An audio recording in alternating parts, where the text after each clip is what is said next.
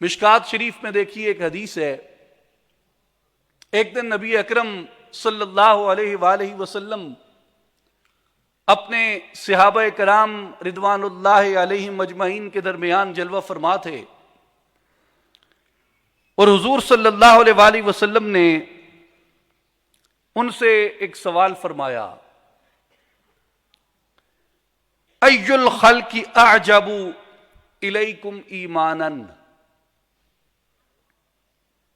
کہ اے میرے صحابہ، تمہیں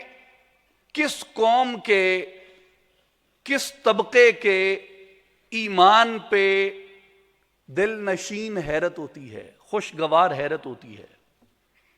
جو تمہیں خوشگوار طریقے سے عجیب لگتا ہو، کس طبقے کا ایمان ہے؟ صحابہ کرام حیران ہوئے سوال سن کے کہ یہ کیسا سوال ہے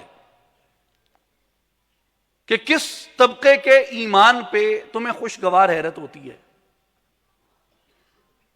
تو کچھ سوچ کے لوگوں نے عرض کی، یا رسول اللہ صلی اللہ علیہ وسلم، شاید ملائکہ کا ایمان اتنا اعلیٰ ہے کہ اس پہ خوشگوار حیرت ہوتی ہے۔ نبی کریم صلی اللہ علیہ وآلہ وسلم نے فرمایا، وَمَا لَهُمْ لَا يُؤْمِنُونَ وَهُمْ عِنْدَ رَبِّهِمْ، اگر تم کہتے ہو کہ ملائکہ کا ایمان عجیب تر ہے، خوشگوار حیرت میں مبتلا کرنے والا ہے، تو ملائکہ میں اس درجے کا ایمان کیوں نہ ہو؟ کیونکہ وہ ہر وقت اپنے رب کے قرب میں رہتے ہیں۔ تو ملائکہ کے ایمان کی اس درجہ ترقی میں عجب کیا ہوا؟ صحابہ نے پھر عرض کی، یا رسول اللہ فالنبیون، تو پھر ایسا عجب ایمان، ایسا حیرت انگیز ایمان، ایسا ایمان افروز ایمان انبیاء کا ہو سکتا ہے؟ رسول اللہ صلی اللہ علیہ وآلہ وسلم نے فرمایا، وَمَا لَهُمْ لَا يُؤْمِنُونَ وَالْوَحْيُ يَنزِلُ عَلَيْهِمْ، حضور نے کہا کہ میرے صحابہ، انبیاء کا ایمان اس درجے مضبوط، توانا، حیرت انگیز کیوں نہ ہوگا جبکہ اللہ کی طرف سے ان پہ وحی کی جاتی ہے؟ پھر صحابہ عرض کرتے ہیں، فَنَحْنُ، یا رسول اللہ، تو پھر ہم ہی بچتے ہیں، پھر ہمارا ایمان اتنا پختہ اور اتنے بڑے درجے کا ہے۔ حضور صلی اللہ علیہ وآلہ وسلم نے فرمایا، تمہارے ایمان میں عجب کیا کہ اگر تم یہ کہو کہ ہمارا ایمان اتنا پختہ درجے کا ہے جبکہ میں تمہارے درمیان موجود ہوں، میری زیارت کرتے ہو، مجھے اٹھتے بیٹھتے دیکھتے ہو، مجھے چلتے پھرتے دیکھتے ہو، مجھ پہ وحی کو نازل ہوتے ہوئے دیکھتے ہو، مجھ پہ کلام اترتے ہوئے دیکھتے ہو، تو اس میں حیرت کیا ہوگی؟ اس میں عجب کیا ہوگا؟ تو صحابہ خاموش ہو گئے، عرض کرتے ہیں، یا رسول اللہ صلی اللہ علیہ وسلم، پھر آپ رہنمائی فرمائیے کہ کن کا ایمان نہایت حیرت کا باعث ہے، نہایت عجب ہوگا، حیرت انگیز، خوشگوار پختگی رکھتا ہوگا؟ حضور صلی اللہ علیہ وآلہ وسلم نے فرمایا، ان اعجب الخلق الی ایمانا لقوم یکونون من بعدی، ایسا عجب ایمان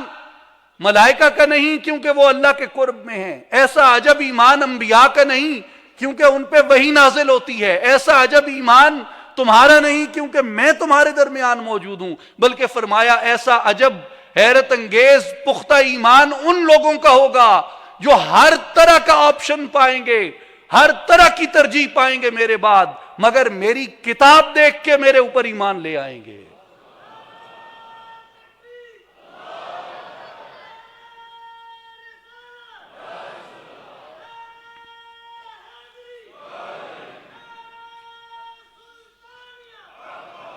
اس لیے حضور نے کہا کہ وہ ہر طرح کی گفتگو پائیں گے، ہر طرح کا عقیدہ پائیں گے، ہر طرح کا نظریہ پائیں گے، ہر طرح کا مذہب پائیں گے، ہر طرح کے صحیفے پائیں گے، ہر طرح کی کتابیں پائیں گے، ہر طرح کا علم پائیں گے،